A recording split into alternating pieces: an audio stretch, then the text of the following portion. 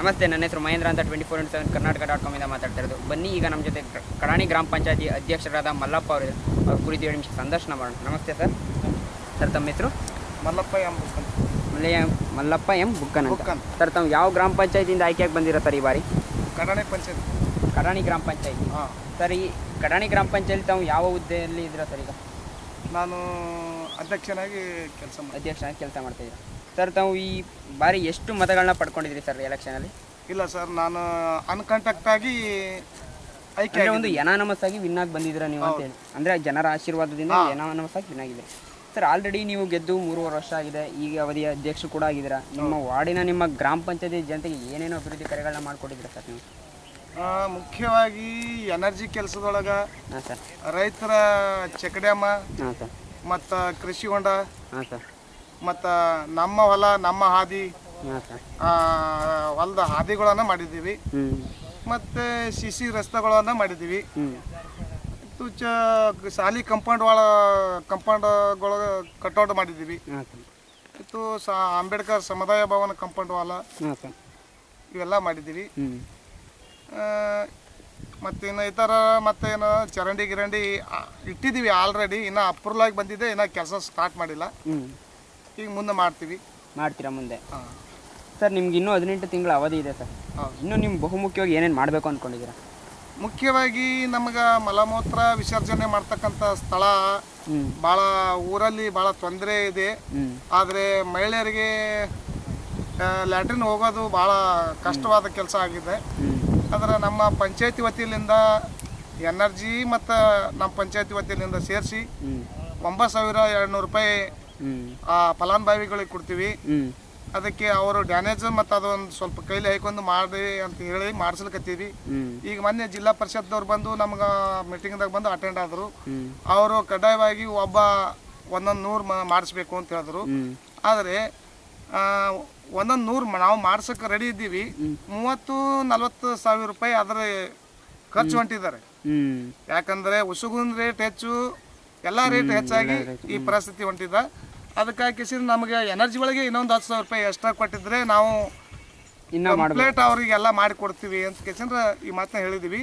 Already ಕೇಂದ್ರದಿಂದ sanction ಆಗಿದೆ, approval ನಂಬಲ್ಲಿ ಇನ್ನೂ ಬಂದಿಲ್ಲ. ಬಂದ ತಕ್ಷಣ ನಾವು ಕೊಡ್ತೀವಿ ಅಂತ ಹೇಳಿದ್ರು. ಹಾಂ, ಯಾಕಂತಂದ್ರೆ ಫಲಾನುಭವಿಗಳಿಗೆ ಮನೆ ಸ್ವಚ್ಛತೆ ಇದು ಒಂದು ಅನುಕೂಲವಾದದ್ದು ಕೆಲಸ ಇದು. ಯಾಕಂದ್ರೆ ಈ ಎಲ್ಲೋ ಹೋಗಿ ಮಲಮೂತ್ರನ ರಸ್ತೆದಲ್ಲಿ ಮಾಡ್ತೀವಿ. ಅದರ ವಾಸನೆ ಆಗಲಿ ಮತ್ತೆ ತುಳಿತ ಆಗಲಿ ಇದರಿಂದ ಏನಾಗ್ತದೆ ಅಂತಂದ್ರೆ ಕೆಟ್ಟ ರೋಗಗಳನ್ನು ನಮ್ಮನ್ನೇ ಅಟ್ಯಾಕ್ ಮಾಡ್ತಿರ್ತಾವೆ. ಅದಕ್ಕೋಸ್ಕರವಾಗಿ ಅದನ್ನು ಸುರಕ್ಷಿತವಾಗಿ ಮಾಡಿದ್ರೆ ನಮಗೆ ರೋಗದಿಂದ ತಡೆಗಟ್ಟಲಿಕ್ಕೆ ಸಾಧ್ಯ ಆಗ್ತದಂತ ಈ ಮಾತನ್ನ ಹೇಳಕ್ಕೆ ಇಷ್ಟಪಡ್ತೀನಿ ಸರ್. ನಿಮ್ಮ ಪ್ರಕಾರ ನೀವು ಈಗಿನ ಅಂದರೆ ನಿಮ್ಮ ಒಟ್ಟು ಈಗ ಕೆಲಸ ಮಾಡಿದ್ರೆ ಎಷ್ಟು ಭಾಗನ ಪೂರ್ಣ ಮಾಡಿದ್ದೀನಿ ಅನ್ಕೊಂಡಿದ್ದೀರಾ ಸರ್ ನೀವು? ಕನಿಷ್ಠ ಮಿಣಿಜಿಗೆಯಲ್ಲಿ ಒಂದು 10-15 ಮತ್ತು ಗರಲ್ಲಿ ಒಂದು 6-8, ಇಲ್ಲಿ ಕಣಿಯೆಲ್ಲ ಒಂದು 20 ಮಾಡಿಸಿದ್ದೀವಿ ಆಲ್ರೆಡಿ. ಆಲ್ಮೋಸ್ಟ್ ಆಲ್ 10 ಬಂದಿದ್ದೀರಾ ಸರ್? ಬಂದಿದ್ದೀವಿ. ತುಂಬ ಒಳ್ಳೆಯ ಸರ್. ನಿಮಗೆ ರಾಜಕೀಯದಲ್ಲಿ ಗುರುಗಳು ಅಂತ ಯಾರಾದರೂ ಇದ್ದಾರಾ ಸರ್? ಗುರುಗಳಂತ ನಾವು ಹಂಗೇನು ಇಲ್ಲ ರೀ. ಜನತೆಯ ಗುರುಗಳು ಅಂತ ನೀವು ಹೇಳಕ್ಕೆ ಇಷ್ಟಪಡ್ತೀರಾ? ಜನರೇ ನಮಗೆ ಮುಖ್ಯವಾಗಿ ಹಿತ ಬಯಸೋರೇ ಜನರು, ಮುಂದೆ ತರೋರು ಜನರು. ಅವ್ರಿಗಾಗಿ ನಾವು ಹಿತ ಬಯಸಬೇಕು. ಅವರಿಗಾಗಿ ನಾವು ಕೆಲಸನೇ ಮಾಡಿಲ್ಲ, ವೈಯಕ್ತಿಕವಾಗಿ ನಾವು ನೋಡ್ಕೊಂಡು ಹೋದ್ರೆ ನಾವು ಲೀಡರ್ಶಿಪ್ ಮಾಡ್ತಕ್ಕಂಥ ಮುಖನೇ ಇರಲ್ಲ. ನಿಜ ಸರ್, ಖಂಡಿತ ನೀವು ಹೇಳಿದ್ದು ಸತ್ಯ ಸರ್. ಹಾಗೂ ಜೊತೆಗೆ ಇನ್ನೊಂದು ಏನಂತಂದರೆ ನಿಮಗೆ ರಾಜಕೀಯಕ್ಕೆ ಬರೋಂಥ ಉದ್ದೇಶ ಏನಿತ್ತು ಸರ್? ಒಂದು ನಾನು ಸಾರ್ವಜನಿಕ ಸೇವೆಯನ್ನು ಮಾಡಬೇಕು ಅನ್ನೋಂಥ ಒಂದು ಉದ್ದೇಶದಿಂದ ಇಲ್ಲಿಗೆ ಬಂದಿದ್ದೀನಿ. 20 ವರ್ಷಗಳ ಕಾಲ ನಾವು ಕೆಲಸಗಳು ಮಾಡ್ಕೋತ ಬಂದಿದ್ದೀನಿ. ಆದರೂ ಪಬ್ಲಿಕ್ ಇಲ್ಲಿಂದನೂ ಕೇಳ್ಬೋದು ನನ್ನ ಕೆಟ್ಟ ವರ್ತನೆ ಒಂದೇ ಒಂದು ಪೈಸದಟ್ಟು ಬಂದಿತ್ತು ಅಂತಂದ್ರೆ ತಾವು ವಿಚಾರ ಮಾಡ್ಬೋದು. ಅಲ್ಲಿಂದ ಇಲ್ಲಿವರೆಗೆ ಆದರೂ ಇನ್ನೂ ಕಾಲಾಗಿ ಮೆಟ್ ಇಲ್ದೇನೂ ತಿರುಗಾಡ್ತೀನಿ. ಒಂದೊಂದು ಟೈಮ್ ಅಂಥ ಪರಿಸ್ಥಿತಿ ಒಳಗೆ ನಾನು ಇದ್ದೀನಿ. ನಾನು ಕೆಲಸ ಮಾಡಿದ್ದೀರಾ? ಹಾಂ, ತುಂಬ ಒಳ್ಳೆಯದು ಸರ್. ಏನಂತಂದರೆ ನಿಮ್ಮ ಜೊತೆ ಉಳಿದ ಸದಸ್ಯರಿದ್ದಾರೆ ಸರ್, ಅವ್ರ ಜೊತೆ ನಿಮ್ಮ ಸಂಪರ್ಕ ಹೇಗಿದೆ ಸರ್? ಹೊಂದಾಣಿಕೆ ಒಳ್ಳೆಯ ಹೊಂದಾಣಿಕೆ ಇದೆ ಸರ್. ಒಳ್ಳೆಯ ಹೊಂದಾಣಿಕೆ ಇದೆ, ತುಂಬ ಚೆನ್ನಾಗಿದೆ ಸರ್. ನಿಮ್ಮ ಸದಸ್ಯರಿಗೆ ಒಂದು ಮಾತು ಏನು ಹೇಳಕ್ಕೆ ಇಷ್ಟಪಡ್ತೀರಾ ಸರ್ 24x7 ಮೂಲಕ? ನಾವು ಜನರನ್ನ ಮಧ್ಯದಲ್ಲಿ ಯಾವುದೇ ಒಂದು ಅಭಿವೃದ್ಧಿಯಾದ ಕೆಲಸಗಳನ್ನ ಮಾಡಬೇಕಾದ್ರೆ ಜನರ ಮಧ್ಯದಲ್ಲಿ ಕೇಳ್ಕೊಂಡು ಒಂದು ಕೆಲಸ ಎಲ್ಲರೂ ಒಟ್ಟಿಗೆ ಆಗಿ ಕೆಲಸ ಮಾಡಿದರೆ ಸುಗಮವಾಗಿ ಕೆಲಸವನ್ನು ಮಾಡ್ಬೋದು ಅಂತ ಸ್ವಚ್ಛತೆಯಾಗಿ ಆಗ್ಲಿಕ್ಕೆ ತಯಾರಾಗಿದೆ. ಸರ್ ನಿಮಗೆ ರಾಜಕೀಯದಲ್ಲಿ ಮುಂದುವರಿತೀನಿ ಅಂದರೆ ಮನೆಯವರು ಹಾಗೂ ಸ್ನೇಹಿತರ ಸಪೋರ್ಟ್ ಆಗಿದೆ ಸರ್? ಭಾಳಷ್ಟು ಇದೆ ನನಗೆ, ಭಾಳಷ್ಟಿದೆ. ಮನೆಯವ್ರಕ್ಕಿಂತಲೂ ನನಗೆ ಹೊರಗೆ ಆಲ್ ಕಾಸ್ಟ್ ಜನ ಬೆಂಬಲ ಭಯಂಕರ ಅದಾರ ನಮಗೆ. ಆದ್ರೆ ನನ್ನ ಬಳಿ ದುಡ್ಡಿಲ್ಲ, ಆಸ್ತಿ ಇಲ್ಲ, ಏನೂ ಇಲ್ಲ. ನಾನು ಒಬ್ಬ ಕೂಲಿ ಕಾರ್ಮಿಕರ ಮಗ, ಸಣ್ಣ ರೈತ. ಸಣ್ಣ ರೈತರಾಗಿ ನೀವು ರಾಜಕೀಯಕ್ಕೆ ಬಂದು ಅಧ್ಯಕ್ಷ ಸ್ಥಾನ ಕೂಡ ಬಂದಿದ್ದೀರಿ. ಸರ್ ಇನ್ನೊಂದೇನೆಂದರೆ ಕೊನೆಯದಾಗಿ ಒಂದು ಪ್ರಶ್ನೆ, ನಿಮ್ಮನ್ನ ಆರಿಸಿ ಈ ಮಟ್ಟಕ್ಕೆ ತಂದಿರೋದೇ ಜನತೆಗಳು ಸರ್.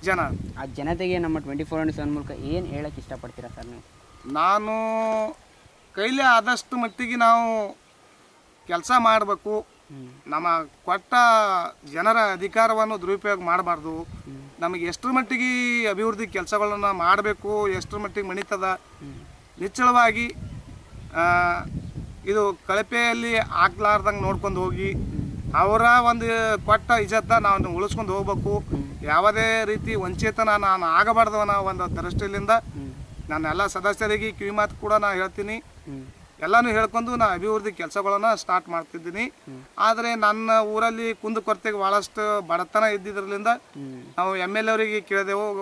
ಅರುಣಾಸಿ ಪಾಟೀಲ್ ಅವರಿದ್ದಾಗ ಅವರ ಮಗ ದತ್ತಾತ್ರೇಯ ಪಾಟೀಲ್ ಅವರು ನಮ್ಮ ಅಲ್ಲಿ ಪಟ್ನಾ ಸರ್ಕಲ್ದಲ್ಲಿ 24 ಹಳ್ಳಿಯಲ್ಲಿ ಕೊಡ್ತಕ್ಕಂಥ ಒಂದು ಮನೆಗಳು, ಬಸವ ವಸತಿ ಮನೆಗಳು ಯಾವ ಹಳ್ಳಿಗೆ ಕೊಟ್ಟಿಲ್ಲ. ಆದರೆ 417 ಮನೆಗಳನ್ನು ನಮ್ಮ ಕಡ್ನಿ ಗ್ರಾಮಕ್ಕೆ ಕೊಟ್ಟಿದ್ದೆ. ಆದರೆ ಅಂಬೇಡ್ಕರ್ ಬ್ಯಾರೆ ಯೋಜನೆ ಮತ್ತು ಇಂದಿರಾವಾಜ್ ಬ್ಯಾರೆ ಯೋಜನೆ ಇವೆಲ್ಲ ಬಿಟ್ಟು ನಮಗೆ 417 ಮನೆಯನ್ನು ಕೊಟ್ಟಿದ್ದಾರೆ. ಆದರೆ ಈಗ 2,200 ಜಾಸ್ತಿ ಮಾಡಿದ್ದೀವಿ. ಈ ಉಸುಗಿನ ರೇಟ್ ಹೈ ಆಗಿ ಸ್ವಲ್ಪ ಕಾಸ್ಟ್ಲಿ ಆಗಿ ಆಯಿತು. ರೈತರ ಒಂದು ಕೆಲಸ ಕಾರ್ಯಗಳನ್ನು ಸ್ವಲ್ಪ ಜಾಸ್ತಿ ಇದ್ದಿರಲಿಂದ ಇನ್ನೂ ಸ್ವಲ್ಪ 100 ಮನೆಗಳನ್ನ ಅಷ್ಟು ಉಳಿದಿದ್ದಾವೆ.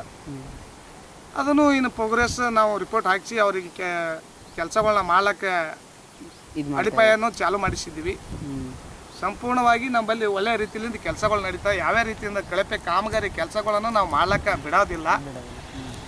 ಆಯಿತು, ನಮ್ಮ ಸದಸ್ಯರಿಗೆ ಸಹ ನಾವು ಕಿವಿ ಮಾತುಗಳನ್ನ ಹೇಳ್ತಾ ಇರ್ತೀವಿ. ಹಂಗೆ ಒಳ್ಳೆಯ ರೀತಿಯಿಂದ ಜನರ ಮಧ್ಯದಲ್ಲಿದ್ದು ನಾವು ನಮ್ಮ ತಾಯಿ ತಂದೆ ನಮ್ಗೆ ಶ್ರಮಪಟ್ಟು ಶಾಲೆ ಕಲಿಸಿ ನಾವು ನೌಕರಿಗೆ ಹೋಗಿ ಅನ್ನೋಂಥದ್ದು ಇದು ಅಲ್ಲ. ಸಾರ್ವಜನಿಕ ಕೊಟ್ಟ ಹಕ್ಕ ಇದು. ಸಾರ್ವಜನಿಕರಿಗಾಗಿ ನಾವು ಒಳ್ಳೆ ವಿಚಾರ ಇಟ್ಟುಕೊಂಡು ನಾವು ಮುಂದೆ ಬರಬೇಕು. ಜನರು ಕೊಟ್ಟ ಅಧಿಕಾರವನ್ನು ಒಳ್ಳೆ ರೀತಿಯಿಂದ ಕೆಲಸಗಳು ಮಾಡಿದ್ರೆ ಒಳ್ಳೇದಾಗ್ತದ. ನಾವು ದುರುಪಯೋಗ ಮಾಡ್ಕೋಬಾರ್ದು. ಇದು ಒಂದು ಸಾರಿ ಅವಕಾಶ ಕೊಟ್ಟಿರ್ತಾರ, ಮುಂದೆ ಮತ್ತೆ ಎಂದೂ ಕೊಡಂಗಿಲ್ಲ. ಕಡ್ಡಾಯವಾಗಿ ಕೊಡಲ್ರಿ. ನೀವು ಹೇಳಿದ್ದು ಒಂದ್ಸಲ ಕೊಟ್ಮೇಲೆ ಮತ್ತೆ ಕೊಡಲ್ಲ, ಕಡ್ಡಾಯವಾಗಿ ಕೊಡಲ್ಲ ಹೇಳಿದ್ದು ಸರ್. ನಿಮ್ಮ ರಾಜಕೀಯ ಜೀವನಕ್ಕೆ ಶುಭವಾಗಲಿ ಅಂತ ಹೇಳಕ್ಕೆ ನಮ್ಮ ಜೊತೆ ಇಷ್ಟೊತ್ತು ಮಾತಾಡಿ ತಮ್ಮ ಮಂದಾಳನ ಹಂಚ್ಕೊಂಡಿದ್ದಕ್ಕೆ ತುಂಬ ಧನ್ಯವಾದಗಳು ಸರ್. ಒಳ್ಳೆಯದಾಗಲಿ.